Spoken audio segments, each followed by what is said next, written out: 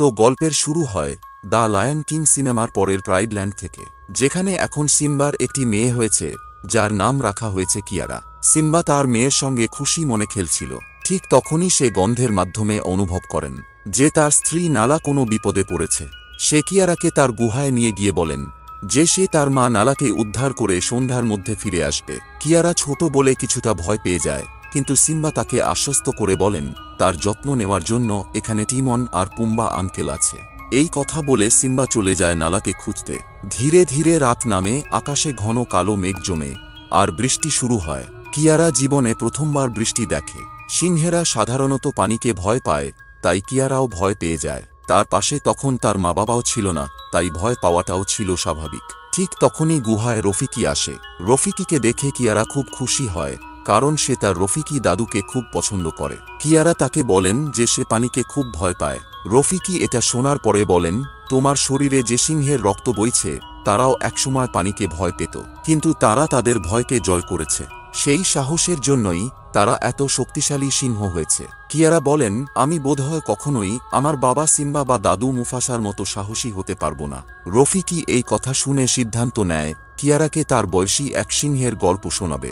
এ গল্পটি ছিল কিয়ারার দাদা মুফাসার। মুফাসা তার বাবা আর মায়ের সাথে একটি শুষ্ক জমিতে বাস করত, যেখানে বহু বছর ধরে এক ফোঁটা পানিও পড়েনি। তাই তার বাবা মা তাকে সবসময় একটি জায়গার গর্ব বলতো, যা সবসময় সবুজে ভরা থাকত আর যেখানে পানির কোনো অভাব ছিল না।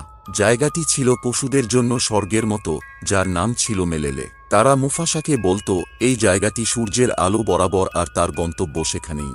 একদিন মুফাসা তার বাবা মায়ের সঙ্গে খেলছিল। ঠিক তখনই তার গায়ে একটি পানির ফোঁটা পড়ে আর আকাশ কালো মেঘে ঢেকে যায়। তার মানে সেখানে বৃষ্টি আসতে চলেছিল। সব প্রাণী খুশিতে নেচে ওঠে। মুফাসা খেলতে খেলতে একটি শুকনো খালের মধ্যে পৌঁছে যায়। এরপর এমন প্রবল বৃষ্টি শুরু হয় যে খালের মধ্যে ধীরে ধীরে পানির স্রোত বাড়তে থাকে। প্রথমে মুফাসা স্রোতে আনন্দ করছিল আর তার মা বাবাও বৃষ্টির আনন্দ উপভোগ করছিল, কিন্তু হঠাৎ বৃষ্টি এত তীব্র হয়ে যায় যে খালের মধ্যে বন্যা চলে আসে। মুফাসার বাবা মুফাসাকে বাঁচানোর জন্য পানিতে ঝাঁপ দেন, কিন্তু পানির স্রোত এত জোরালো ছিল যে সে মুফাসাকে বাঁচাতে পারে না, আর মুফাসা ভেসে দূরে এক অন্য সিংহের রাজ্যে পৌঁছে যায়। যখন মুফাসার জ্ঞান ফেরে তখন সে দেখতে পায় যে সে একটি কাঠের টুকরোর ওপর ভেসে আছে। দূরে তার মতো বয়সের একটি সিংহ তাকে দেখছে। এটা দেখে তার মনে একটু আশা জাগে। সেই সিংহ শাবক তার নাম টাকা বলে পরিচয় দেয় এবং তাকে বলেন তাড়াতাড়ি পানির বাইরে চলে আসতে, কারণ পানিতে কুমির আছে। মুফাসা তার সব শক্তি দিয়ে সাঁতার কাটতে শুরু করে। ঠিক তখনই দুটি ছোট কুমির তাকে তাড়া করে। যখন মুফাসা তীরে পৌঁছায়, কুমিরগুলো তার কাছাকাছি পৌঁছে যায় আর টাকা তার হাত ধরে টেনে তুলে তাকে বাঁচায়। এমন সময় টাকাকে খুঁজতে তার মা ঈশা এসে পৌঁছায়। ঈশা টাকাকে বকা দেয় যে তার একা এত দূরে আসা উচিত হয়নি। সে বলেন টাকার রক্ত রাজকীয় এবং তার জীবন খুব মূল্যবান। কিন্তু টাকা উত্তরে বলেন, মা দেখো, আমি একটি সিংহের জীবন বাঁচিয়েছি। ঈশা বলেন, সেটা ঠিক আছে, কিন্তু তোমার কোনো অজানা কারোর সঙ্গে বেশি মেলামেশা করা উচিত নয়। মুফাসা ঈশাকে বোঝায় যে সে কোনো অজানা নয়, বরং সে হারিয়ে গিয়েছে। ঈশা এই কথা শুনে মমতায় ভরে ওঠে এবং মুফাসাকে তার স্বামী নবাব উবাসির কাছে নিয়ে যায়। উবাসি মুফাসাকে দেখে রেগে যায় এবং ঈশাকে বলেন, তুমি এই রাজ্যে একজন বহিরাগতকে কেন আনলে? ঈশা উত্তর দেয়, মুফাসার একটি আশ্রয়ের প্রয়োজন, আমাদের উচিত তাকে সাহায্য করা। উবাসি বলেন, তাহলে একটা শর্ত হবে, টাকার সঙ্গে মুফাসার একটি দৌড়ের প্রতিযোগিতা হবে। যদি মুফাসা জিততে পারে তবে তাকে এই রাজ্যে থাকার অনুমতি দেয়া হবে। টাকা আর মুফাসার দৌড় শুরু হয়। মুফাসা ইতিমধ্যেই ক্লান্ত ছিল, তাই দৌড়ে টাকার থেকে পিছিয়ে পড়ে, কিন্তু টাকার মুফাসাকে খুব ভালো লাগে আর সে বরাবরই একটি ভাই চেয়েছিল। তাই টাকা ইচ্ছাকৃতভাবে দৌড়ে মুফাসাকে জিতিয়ে দেয়। প্রতিযোগিতা শেষ হওয়ার পর উবাসি টাকার উপর কিছুটা রেগে যায়। সে বলেন, রাজকীয় রক্ত থাকা সত্ত্বেও তুমি কিভাবে মুফাসার কাছে হেরে গেলে? কিন্তু তারপরেও সে মুফাসাকে রাজ্যে থাকতে দিতে বাধ্য হয় শর্ত অনুযায়ী, তবে আরেকটি শর্ত দেয় যে মুফাসা শুধু নারী সিংহদের সাথে থাকবে এবং প্রধান গুহায় সে থাকতে পারবে না। এদিকে টাকার সঙ্গে মুফাসার বন্ধুত্ব আরও গভীর হয়। ঈশা মা এবং মুফাসার মধ্যেও বিশেষ সখ্যতা গড়ে ওঠে। ঈশা মা তাকে শিকারের কৌশল শিখায়। অন্যদিকে নবাব উবাসি ছিল একটু অলস প্রকৃতির একজন সিংহ। সে প্রায়ই সবসময় ঘুমিয়ে থাকত। টাকা এবং মুফাসা একসঙ্গে খেলে বড় হতে থাকে। মুফাসা অন্যান্য সিংহের চেয়ে একটু আলাদা ছিল। তার ইন্দ্রিয়গুলো ছিল খুবই তীক্ষ্ণ। সহজেই দূর থেকে হরিণের গন্ধ বুঝতে পারত এবং বাতাসের দিক নির্দেশনা অনুযায়ী সঠিকভাবে ধারণা করতে পারত। এমনই একদিন ঈশা মা মুফাসাকে নিয়ে হরিণ শিকারে বের হয়, আর ওখানে কিছু সাদা ধূসর রঙের শত্রু সিংহ হঠাৎ উপস্থিত হয়। তাদের দেখে ঈশা মুফাসাকে লুকিয়ে পড়ার জন্য বলেন, যাতে তারা ঝোপের মধ্যে আড়াল হতে পারে। দূর থেকে টাকাও এই ঘটনা দেখছিল এবং নিজেকেও লুকিয়ে রেখেছিল। কিন্তু শেষ পর্যন্ত সাদা সিংহগুলো ঈশা ও মুফাসাকে খুঁজে বের করে এবং তাদের উপর আক্রমণ করেন। মুফাসা তার সাহস দেখিয়ে সিংহগুলোর সঙ্গে লড়াই শুরু করে। টাকা এটি দেখতে পায় এবং সাহায্য করতে চায়, কিন্তু তার ভেতরে ঝোপ থেকে বের হওয়ার সাহস ছিল না। মুফাসার সাহসিকতার কারণে সে নিজে এবং ঈশা মায়ের জীবন রক্ষা করতে সক্ষম হয়। লড়াইয়ের মাঝে মুফাসা একটি সাদা সিংহকে মেরে ফেলে, এতে বাকি সাদা সিংহরা ভয়ে পালিয়ে যায়। ঈশা কিছুটা আহত হলেও নিরাপদ ছিল। এই ঘটনার পরে টাকা ঝোপ থেকে বেরিয়ে আসে এবং ঈশা ও মুফাসার কাছে ক্ষমা চায়। সে বলেন, আমার সাহসের অভাবের জন্য আমি তোমাদের সাহায্য করতে পারিনি। ঈশা মা বলেন, কোনো সমস্যা নেই, তোমারও একদিন সাহস দেখানোর সুযোগ আসবে। এরপর তারা তিনজন নবাব উবাসীর কাছে যায়। উবাসী ঈশাকে দেখে জিজ্ঞাসা করে, তোমার চোট কিভাবে লাগলো? ঈশা বলে, কিছু সাদা সিংহ আমাদের আক্রমণ করেছিল, যদি মুফাসা না থাকতো আমি বাঁচতাম না। উবাসী মুফাসাকে ধন্যবাদ জানায়, কিন্তু মুফাসা বলেন, আমার মনে হচ্ছে সাদা সিংহগুলো কাল সকালে ফিরে আসবে প্রতিশোধ নিতে। উবাসী সন্দেহ প্রকাশ করে এবং বলেন, তুমি এটা কিভাবে বলছো? মুফাসা বলে, যদি কোনো সন্দেহ থাকে তাহলে কাউকে পাঠিয়ে নিশ্চিত হয়ে নিতে পারে। উবাসী তখনই চিকা নামের এক গুপ্তচরকে সাদা সিংহদের আস্তানায় পাঠায়। চিকা সেখানে গিয়ে দেখে পালিয়ে যাওয়া সিংহরা তাদের নেতা কিরোসকে সব কথা জানাচ্ছে। জানা যায় যে সিংহটি মুফাসা মেরেছিল সে সিংহ ছিল কিরোসের ছেলে। এই খবর শুনে কিরোস ভীষণ রেগে যায়। সে প্রতিশোধ নেওয়ার সিদ্ধান্ত নেয়। কিরোস ঘোষণা করেন, আমি মুফাসাকে মেরে ফেলব যে আমার ছেলেকে হত্যা করেছে। পাশাপাশি নবাব উবাসীর উত্তরসূরি টাকাকেও মেরে ফেলব। এই বদলা না নিয়ে আমি শান্তি পাব না। চিকা এসব কথা শুনে উবাসীর কাছে ফিরে আসে এবং জানায়, মুফাসার কথা সঠিক ছিল। কিরোস তার পুরো বাহিনী নিয়ে সকালে ফিরে আসবে। এই কথা শুনে উবাসী ও ঈশা উদ্বিগ্ন হয়ে পড়ে। তারা সিদ্ধান্ত নেয় মুফাসা ও টাকাকে নিরাপদে দূরে মেলেলের দিকে পাঠিয়ে দিবে, কারণ এটাই একটি পদ্ধতি ছিল ওই দুজনের জীবন বাঁচানোর। মুফাসা ও টাকা প্রথমে দ্বিধা করলেও শেষ পর্যন্ত উবাসী ও ঈশার কথা মেনে নেয় এবং মেলেলের দিকে যাত্রা শুরু করে। পরদিন সকালে কিরোস তার বাহিনী নিয়ে উবাসীর রাজ্যে উপস্থিত হয় এবং মুফাসা ও টাকাকে খুঁজতে থাকে। উবাসী তাকে বোঝানোর চেষ্টা করেন যে যুদ্ধ করার কোনো প্রয়োজন নেই। উবাসী যুদ্ধ করতে চায় না। সে বলেন, সিংহদের মধ্যে নিয়ম আছে, অন্যের রাজ্যে ঢুকে হামলা করা নিয়মের বাইরে। কিন্তু কিরোস কোনো নিয়ম মানতে রাজি ছিল না। সে তার বাহিনী নিয়ে উবাসীর রাজ্যের সব সিংহকে হত্যা করেন। অন্যদিকে মুফাসা ও টাকা মেলেলের দিকে যাত্রা চালিয়ে যায়। তারা সূর্যের আলো অনুসরণ করে চলছিল। মাঝে মাঝে তাদের মনে হচ্ছিল কিরোস তাদের পরিবারের সঙ্গে কি করছে। ঠিক তখনই তারা দেখতে পায় গাছের সব পাখি উড়ে চলে গিয়েছে এবং জঙ্গলে ভয়ানক নিস্তব্ধতা নেমে এসেছে। মুফাসা বুঝতে পারে কিরোস ও তার বাহিনী তাদের অনুসরণ করতে করতে এখানে পৌঁছে গিয়েছে। তারা প্রাণ বাঁচানোর জন্য দৌড়াতে থাকে, কিন্তু হঠাৎই তারা একটি জলপ্রপাতের সামনে এসে পড়ে। টাকা মুফাসাকে বলেন, লাফ দাও। কিন্তু মুফাসা একটু দ্বিধায় পড়ে যায় এবং টাকাকে বলেন, আমরা এত উপর থেকে লাফ দিলে তো মরেই যাব। কিন্তু তাদের কাছে আর কোনো উপায় ছিল না। তারা ঝর্ণার নিচে পানিতে লাফ দেয় এবং আপাতত কোনোভাবে নিজেদেরকে কিরোসের হাত থেকে বাঁচায়। উপরে দাঁড়িয়ে কিরোস চিৎকার করে বলেন, ওদের খুঁজে বের করো, আমি ওদের ছাড়ব না। এরপর মুফাসা ও টাকা তাদের যাত্রা চালিয়ে যায়। তখন রাত হয়ে গিয়েছিল, আর কোনো একজন তাদের অনেকক্ষণ ধরে জঙ্গলে অনুসরণ করছিল।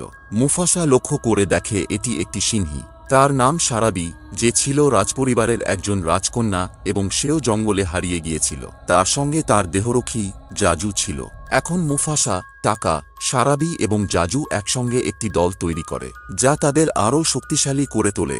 এরপর একটি গাছ দেখানো হয় যেখানে অনেক বানর বাস করত। সবাই একটি নির্দিষ্ট বানরের উপর রাগান্বিত ছিল, কারণ সে অন্যদের থেকে আলাদা ছিল। তার কাছে কিছু আধ্যাত্মিক শক্তি ছিল যা শিকারী চিতা এবং নেকড়ের নজর কাড়ত। সব বানর মিলে ঠিক করে তারা তাকে দল থেকে বের করে দিবে, আর এই বানর আলাদা হওয়ার জন্য রাজি হয়ে গিয়েছিল।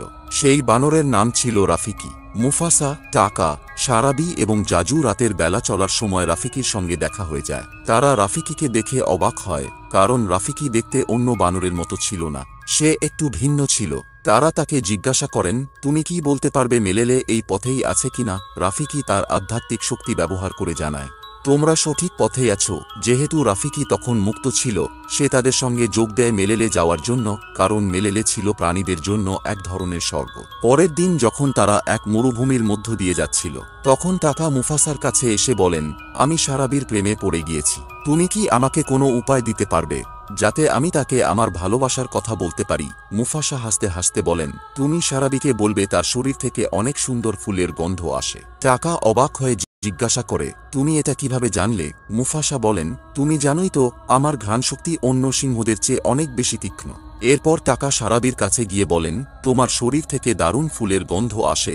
সারাবি এতে মুগ্ধ হয় এবং ভাবে টাকার শক্তির গভীরতা সম্পর্কে, যে তার গন্ধ বোঝার ক্ষমতাটা কত তীক্ষ্ণ। এরপর তারা দুজন কথা বলতে বলতে এগিয়ে যায়। হঠাৎ তারা দেখে কিরোস এবং তার বাহিনী তাদের অনুসরণ করে সেখানে পৌঁছে গিয়েছে। তারা এক প্রকার ফাঁদে পড়ে যায়।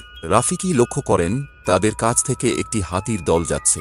কোনোভাবে যদি হাতিদের ভয় দেখিয়ে ছত্রভঙ্গ করে দেওয়া যায়, তাহলে হাতিগুলো এদিক ওদিক দৌড়ানোর কারণে তাদের পালানোর সুযোগ তৈরি হবে। তখন রাফিকি একটি মধুর চাক লক্ষ্য করেন এবং একটি লাঠি দিয়ে সেটি ভেঙে দেয়। মধুমক্ষীরা ক্ষিপ্ত হয়ে হাতিদের বিরক্ত করে। হাতির দল দৌড়ে এদিক ওদিক ছুটতে থাকে। রাফিকির এই বুদ্ধির কারণে কিরোস এবং তার বাহিনী মুফাসার কাছে পৌঁছাতে পারে না। তবে এই বিশৃঙ্খলায় একটি হাতির সারাবির সঙ্গে ধাক্কা লাগে, ফলে সে অজ্ঞান হয়ে পড়ে। মুফাসা, টাকা, জাজু এবং রাফিকি একটি নিরাপদ জায়গায় আশ্রয় নেয়, কিন্তু সারাবিকে অজ্ঞান অবস্থায় দেখে মুফাসা তখন হাতির দলের মাঝ থেকে সারাবিকে বাঁচিয়ে নিয়ে আসেন। পরিবেশ শান্ত হলে এবং সারাবির চোখ খোলার পর সে জিজ্ঞাসা করেন, আমাকে কে বাঁচিয়েছে? মুফাসা উত্তর দেয়, টাকা বাঁচিয়েছে। কারণ মুফাসা জানত যে টাকা সারাবিকে ভালোবাসে এবং সারাবি যদি এটা জানে তাহলে সে হয়তো তাকেও ভালোবাসবে। টাকা এটা শুনে অবাক হলেও খুব খুশি হয় যে মুফাসা তার নাম বলেছে। সারাবি টাকাকে ধন্যবাদ জানায় এবং সবাই আবার মেলেলের দিকে যাত্রা শুরু করে। পরের দিন সকালে তারা বরফের ঢাকা পাহাড়ের সামনে পৌঁছায়। রাফিকি তার আধ্যাত্মিক শক্তি ব্যবহার করে জানায় এই পাহাড়গুলোর পেছনেই মেলেলে আছে। এরপর তারা পাহাড় পার হয়ে মেলেলের দিকে এগিয়ে যেতে থাকে। এদিকে কিরোস তার বাহিনী নিয়ে সেই বরফের ঢাকা পাহাড়ে পৌঁছে যায় এবং মুফাসার দলের পেছনে ধাওয়া করতে থাকে।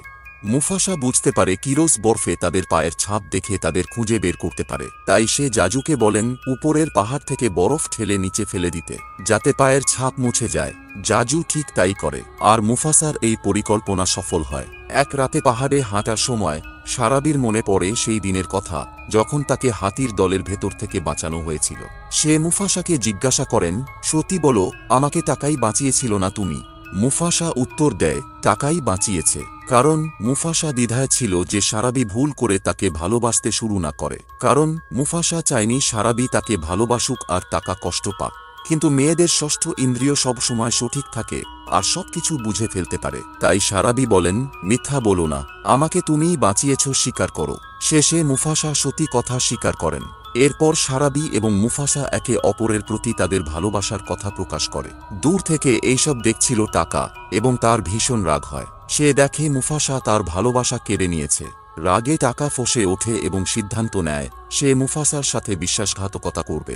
সেই রাতেই টাকা কিরোসকে খুঁজতে বের হয়। কিরোসের সঙ্গে দেখা হলে টাকা বলেন যে সে কিরসের বাহিনীতে যোগ দিতে চায়, কারণ এখন সেও মুফাসাকে মারতে চায়। কিরোস তাকে স্বাগত জানায় এবং বলেন আগামীকাল যেখানে যেখানে যাবে সেখানে মুফাসার দলের পায়ের ছাপের চিহ্ন তৈরি করে দিবে। টাকা তাই করে। পরের দিন সকালে টাকা মুফাসার কাছে এলে মুফাসা তাকে জিজ্ঞাসা করেন, তুমি গত রাতে কোথায় ছিলে? টাকা জানায় যে সে শিকারের জন্য গিয়েছিল কিন্তু কিছুই পায়নি।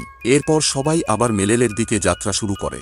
শেষমেশ তারা পৌঁছে যায় মেলেলে, একটি সবুজ শ্যামল রাজ্য যেখানে সব প্রাণী সুখে শান্তিতে বাস করে। কিন্তু মুফাসা যখন সেখানে পৌঁছায় তখন অন্যান্য প্রাণীরা তাকে চলে যেতে বলেন, কারণ তারা জানতে পেরেছে যে কিরোস তাকে খুঁজছে। যদি কিরোস এখানে আসে তবে সবার জীবন ঝুঁকিতে পড়বে।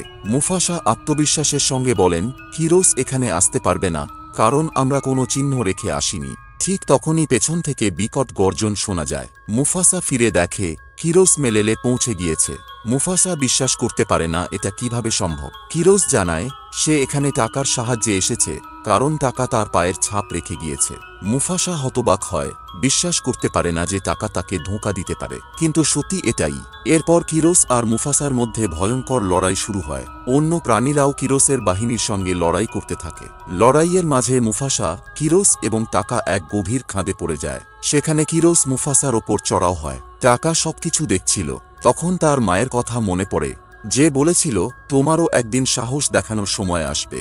যখন কিরোস মুফাসার মুখে আঘাত করতে যাচ্ছিল, ঠিক তখনই টাকা তার সামনে এসে দাঁড়ায়। কিরোসের আঘাতে টাকার মুখে একটি দাঁত পড়ে যায়। এরপর টাকা আর মুফাসা মিলে কিরোসকে পানিতে ফেলে দেয়। তার উপর একটি বিশাল পাথর পড়ে এবং কিরোস সেখানে মারা যায়। পানিতে পড়ে যাওয়া সেই মুফাসার হাত টাকা আবারও ধরে এবং মুফাসা আবারও বেঁচে যায়। মুফাসা এরপর মেলেলের রাজা হয়, কারণ সে সবার জীবন রক্ষা করেছিল।